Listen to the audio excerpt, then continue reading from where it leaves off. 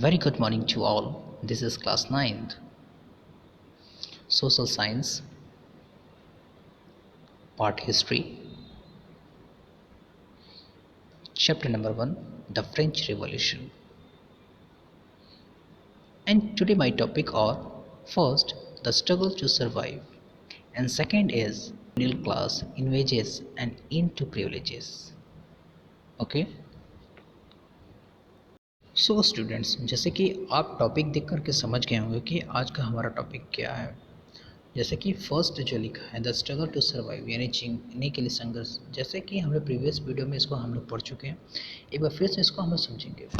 फिर बाद में जो हम लोग का जो लास्ट टॉपिक जो होगा ये है आ ग्रोइंग मिडिल क्लासेस, यानी क्या है कि उभरते हुए मध्य वर्ग। ये लोग चाहते थे कि समाज के अंदर प्रिविलेजेस यानी विशेषाधिकार नहीं होना चाहिए। Okay student. सो स्टूडेंट्स, जैसे कि आपने देखा था कि French society during the French revolutions there is 3 states. वहाँ पर कितने स्टेट्स थे? 3। फर्स्ट में कौन होते थे? क्लर्जी। सेकेंड में nobility. And third is pageants, landless labour, professor, education people etcetera लोग आते थे। आज हम समझेंगे कि आखिर उस समय के लोग कैसे फ्रेंच रिवॉल्यूशंस की तरफ यानी कि फ्रांस की क्रांति की तरफ लोग क्यों बढ़ रहे थे। Okay, so student we have already discuss in this topic. Okay, हम लोग ने प्रीवियस वीडियो में इसमें पढ़ा था कि सबसिस्टेंस क्राइसिस क्या थी, यानी कि जीवन निर्वाह क्राइसिस क्या थी। फ्रांस के अंदर हम लोगों ने देखा था कि जो थर्ड स्टेट के जो लोग थे वो काफ़ी कठिनाइयों का सामना कर रहे थे। फर्स्ट एंड सेकेंड स्टेट को कोई भी टैक्सेस नहीं देने पड़ते थे, बल्कि थर्ड स्टेट वाले को टैक्स देने पड़ते थे, जिसकी वजह कठिनाइयों का सामना करना पड़ा था। जैसे कि हमने प्रीवियस वीडियो में पढ़ा था the population of France rose from the about 23 million in 1715। हमने देखा था कि सिन 1715 यानी कि 1715 में हमने देखा था कि वहाँ की जो पॉपुलेशन थी 23 मिलियन थी। And after that 28 million in 1789। अब क्या हुआ कि 1789 में ये पॉपुलेशन क्या होगी? दोगुनी होगी, मतलब 23 से हट करके अब 28 मिलियंस हो गए। अब क्या हुआ था? अब दिन पर दिन इंक्रीज द पॉपुलेशन, दिन पर दिन जनसंख्या बढ़ती चली जा रही थी। अब लोगों को कठिनाइयों का सामना करना पड़ा था। And that time this lead to a rapid increase the demand of the food grains. अब क्या हुआ? लोगों की जनसंख्या इतनी तेज़ी से बढ़ती चली गई कि हर चीज़ के दाम भी बढ़ने लगे। अब क्या हुआ कि production of grains could not keep the pace with the demand, so the prices of bread, which is the staple diet of the majority, so rapidly। अब क्या हुआ? लोगों की जो मांग थी ब्रेड वुड की वो क्या होती धीरे धीरे इंक्रीज होती, कि उनके प्राइसेस क्या हो रहे थे? हाई हो रहे थे, जाते थे। आपको पता होगा कि 3 स्टेट्स होते थे, first clergy, second nobility and third is peasant etcetera वगैरह आते थे। ये फर्स्ट एंड सेकेंड स्टेट को तो कोई दिक्कत नहीं होती थी, बल्कि थर्ड स्टेट में क्या होता था? इनको कठिनाइयों का सामना करना पड़ता था। ये स्टेट जो होते थे वो मिडिल क्लास के होते थे। मिडिल क्लास ही हमेशा रिवॉल्यूशन का कारण बनता है, जो आप आगे पढ़ेंगे। And next point is most workers were employed and the labourers in workshop. यानी क्या थे कि बहुत सारे वर्कर्स क्या थे? रोजगार तो थे, अब उनके पास वर्कशॉप भी थी, यानी काम करने की जगह भी थी, लेकिन उनको क्यों, इसे आप समझिए। Whose owner fix their wages. अब क्या कर दिया? उनके जो मालिक होते थे उनके वेतन को एक बराबर कर दिया, यानी कि उनके वेतन में इंक्रीज नहीं होते थे। दिन पर दिन पॉपुलेशन बढ़ती चली जा रही थी, हाई टैक्सेस लगते थे, increase the population, increase the demand of the food grains. अब क्या हुआ? जैसे जैसे डिमांड बढ़ती गई, खाने पीने की मांग बढ़ती गई, तो उनके वेतन क्या हुए? बढ़ते नहीं चले जाते थे, जिसकी वजह से ये क्या हो? रिवोल्यूशन का कारण बनेगा। And next point is but wages did not keep pace with the rise of the prices. यानी क्या है कि जब दिन पर दिन जनसंख्या बढ़ती चली जा रही है, प्राइस बढ़ते चले जा रहे हैं, लेकिन उनके वेजेस नहीं बढ़ रहे। And after that so the gap between the poor and the rich and the widened. अब क्या हुआ कि भी और अमीरी के बीच में क्या हो गई? एक खाई उत्पन्न हो गई। अब यही कारण बना फ्रांस का, जो रिवॉल्यूशन का कारण बन जाता है। अब क्या हुआ? जब गरीबी और अमीरी के बीच में जब खाई उत्पन्न हो गई, things become rose whenever the drought and the hell reduce the harvest rate। अब क्या हुआ कि फसल भी खराब हो गई। जब ये आंदोलन चल रहा था, जब अमीरी और गरीबी के बीच में खाई उत्पन्न हुई, तो उसी समय पर हार्वेस्ट हो गया, यानी कि क्या हुई, बहुत सारी दिक्कत किसानों को हो गई। आपको मालूम होगा थर्ड स्टेट कौन जो तो पीजेंट्स होते थे, जिनको क्या भरना पड़ता था, टैक्स भरना पड़ता था।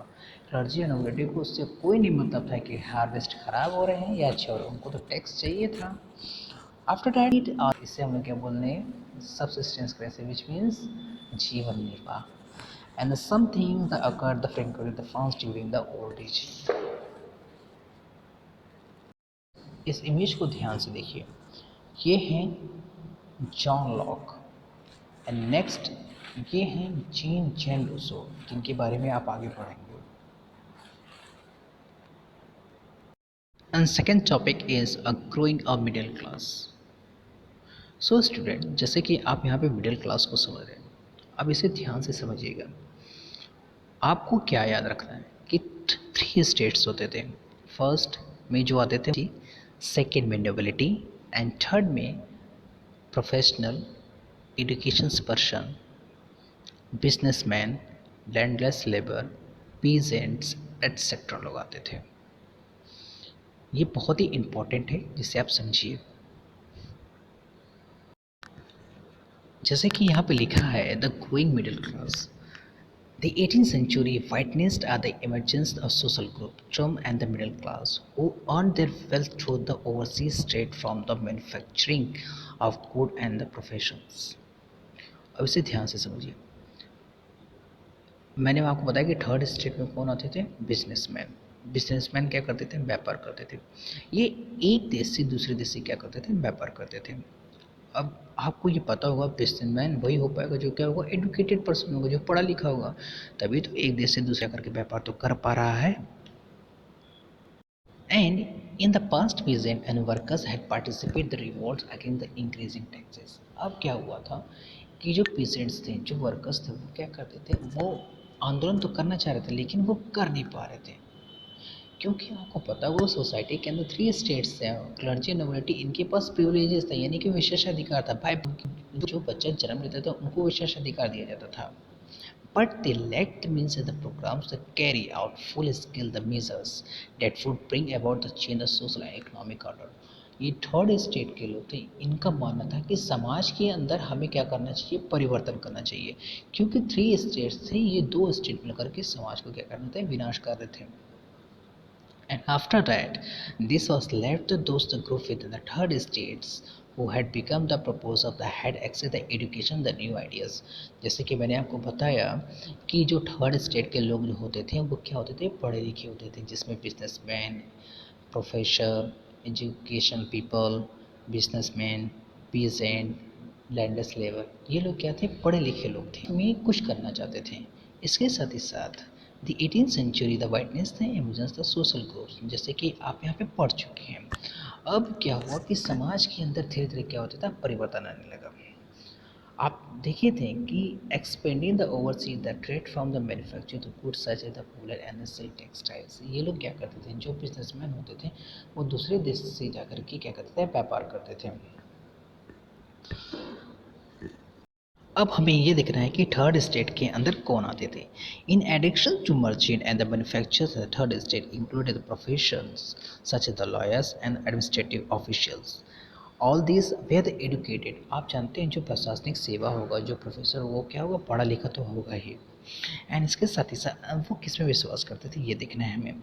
And believe that no group in a society should be the privileges by the birth. आपको पता होगा कि फर्स्ट एंड सेकेंड स्टेट को जो प्रिविलेजेस दिए जाते, उनको कुछ विशेष अधिकार दिया जाता था, यानी जन्म के आधार पर उनको क्या दिया जाता था, विशेष अधिकार। And rather as the person of social position must depend on his merit। This idea is envisaging the society based on the freedom and equal laws and the opportunity for all। अब समाज के अंदर कुछ लोग ऐसे हैं जिनका मानना था कि समाज के अंदर सबको एक बराबर रखा जाए, before the law equal rights, यानी क्या है, सबको एक बराबर रखा जाए। आपको याद होगा जब हम फ्रेंच रिवॉल्यूशन के स्टार्टिंग पॉइंट पर रहे थे, मैंने आपको बताया था कि ब्रिटेन ने अमेरिका के 13 कॉलोनीज को क्या कर लिया था, अपने कब्जे में रखा था। फ्रांस ने अमेरिका की सहायता की थी और उसको क्या कर दिया था, उसकी जीत को हासिल करा दिया था। सो स्टूडेंट्स, जैसे कि मैंने आपको बताया कि फ्रेंच सोसाइटी के अंदर 3 स्टेट होते थे। थर्ड स्टेट के अंदर जो लोग आते थे उन्हें हम लोग इंक्लूड किसमें करते थे? Professional, professor, educated person, businessman, philosopher, peasants etcetera लोग आते थे। उन्हीं में से एक का नाम आता है जिनका नाम है John Locke. John Locke written a thief book is two treatises of government which means संधियों की सरकार। अब संधियों की सरकार क्या है इसे आप समझिए। जॉन लॉक एक फिलोसफर थे, उनका मानना था कि government should be like a treatises of government, यानी संधियों की सरकार होनी चाहिए। एक ऐसी सरकार जिसमें क्या हो, एक संधि हो जनता और सरकार के बीच में। After that, the Locke sought to refer the doctrine and divine the absolute right and the monarch. जैसा कि आपको ये पता है कि फ्रेंच सोसाइटी के अंदर जो गवर्नमेंट थी वो किसकी थी? Bourbon dynasty, Louis 16। लुइस 16 हमेशा बोलता था आई एम द स्टेट, मैं ही राज्य हूँ, मतलब मुझे ईश्वर ने भेजा है इस धरती पर राज्य करने के लिए। तो रूसो ने इसका खंडन किया। उन्होंने कहा कि राजा एक निरकुंश होता है, वो समाज के सभी लोगों को एक साथ लेकर के नहीं चल सकता और वो भगवान के द्वारा भेजा हुआ इंसान नहीं है। तो उन्होंने खंडन किया। इसी को आगे बढ़ाते हुए जॉन लॉक ने इनका सपोर्ट किया। उनका कहना था कि Rousseau carried the idea the forward the proposing the form of government based on the social contract between the people and the representatives. जैसा कि आज के समय में हमें ये देखने को मिलता है कि हमारा एक प्रतिनिधित्व होता है जो हमारा रिप्रेजेंट करता है। आपको पता होगा कि हमारे देश के अंदर एमपी भी होते हैं और एमएलए भी होते हैं। ये दोनों क्या है? हमारे रिप्रेजेंटेटिव हैं। अगर हम लोग को कोई प्रॉब्लम होती है तो हमारी बात वो सरकार तक पहुंचाते हैं। और ये लोग क्या थे? एडुकेटेड यानी कि फिलोसफर थे, जो इनका मानना था कि समाज के अंदर इस टाइप की गवर्नमेंट होनी चाहिए। जैसे कि मैंने आपको बताया two types of the government, यानी संधियों की सरकार। और लेकिन लॉक बोलते थे कि representative of the social contract between the representatives and the people. यानी क्या है कि समाज के अंदर क्या होना चाहिए? एक रिप्रेजेंटेटिव होना चाहिए जो लोगों का क्या करना करना है, प्रतिनिधित्व करना है। एंड मॉन्टेस्क्यू ने भी अपने कुछ विचार प्रकट किए। In the spirit of laws, Montesquieu proposed the divisions power between the government, between the legislature, executive and the judiciary. जैसा कि आज के समय में आज हमारे गवर्नमेंट को देखते हैं कि हमारे यहाँ सेपरेशन ऑफ पावर यानी शक्तियों का पृथक्करण, यानी कि शक्तियों को बंटवारा कर दिया गया। किसी एक के हाथ में सुप्रीम पावर नहीं है। फर्स्ट कौन सा है? लेजिस्लेटिव। सेकंड कौन सा है? एग्जीक्यूटिव। एंड थर्ड कौन सा है? जुडिशरी। लेजिस्लेटिव को काम क्या है होता है? ये कानून बनाती है। एग्जीक्यूटिव को क्या है? लागू करवाती है। और इसे क्या करती है? जो कानून को तोड़े उसे क्या करती है? उसको दंड देती है, जुडिशरी। तो मॉन्टेस्क्यू ने कहा उस समय फ्रेंच सोसाइटी के अंदर, उन्होंने कहा कि separation of the power in spirit the law, यानी क्या करना है? शक्तियों का क्या करना है? बंटवारा कर देना चाहिए। And this model of the government was put in the force in the USA. आपको पता होगा कि ब्रिटेन ने 13 कॉलोनी को अमेरिका के क्या किया था? कब्जे में लिया था। फ्रांस की मदद से उसको छुड़ा दिया गया। अब यूएसए ने इस पावर को अडॉप्ट किया, यानी स्पिरिट्स ऑफ लॉ, यानी उन्होंने शक्तियों को क्या कर दिया? बंटवारा कर दिया। And after the 13 colonies declare the independence from the Britain. Britain ने जो कब्जे में लिया था उसे क्या कर दिया? स्वतंत्र घोषित कर दिया गया। The American constitutions and granted individual rights, an important example of political thinkers of France. अब क्या हुआ कि अब जब अमेरिका जब आज़ाद हो गया तब वहाँ के लोगों को अब लगा कि समाज के अंदर जितने लोग भी हैं उनको एक राइट्स देने चाहिए, तभी वो लोग अपना ग्रोथ कर पाएंगे। सो स्टूडेंट, जैसा कि आपने इस वीडियो में आज आपने समझा subsistence crisis and growing a middle classes.